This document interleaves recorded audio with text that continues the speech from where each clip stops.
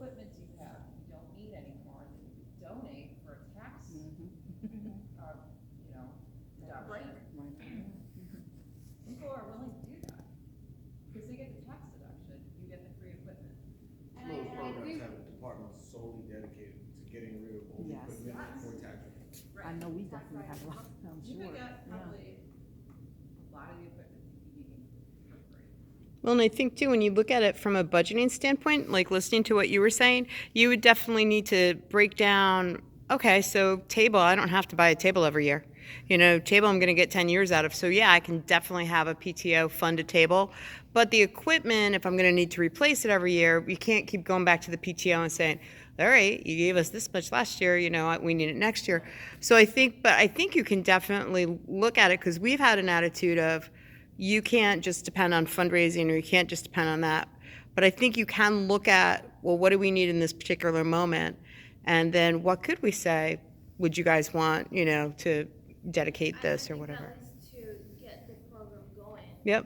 And get a first, foot in the door, we need to, be aggressive. And if we need to raise money, we just, they have Montgomery has that ladies' night out. All the local businesses, go out and they give wine to people. Yeah. Trust me, they know.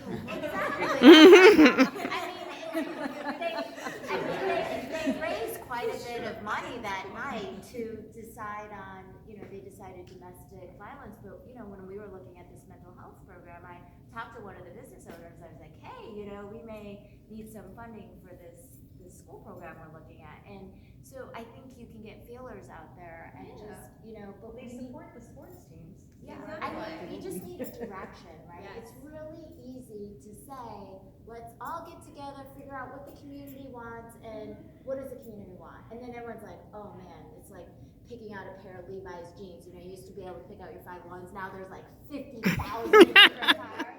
I'm walking out of that store, but Yeah. We need to be more specific.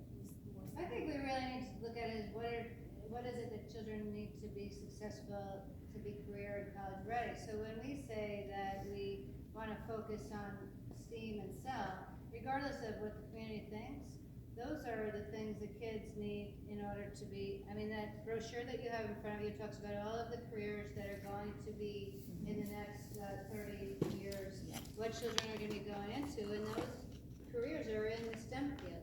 So even if the community didn't say they were interested in STEAM like they did in here, I think we have to be the ones that say, what do they need?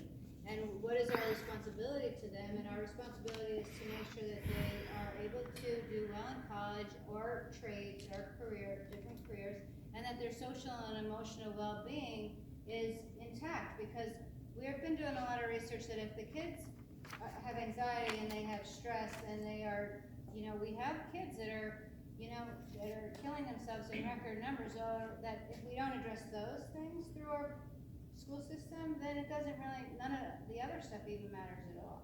So you're right, we have to pick a couple things. And if we pick STEAM and SEL, go ahead. No, go on.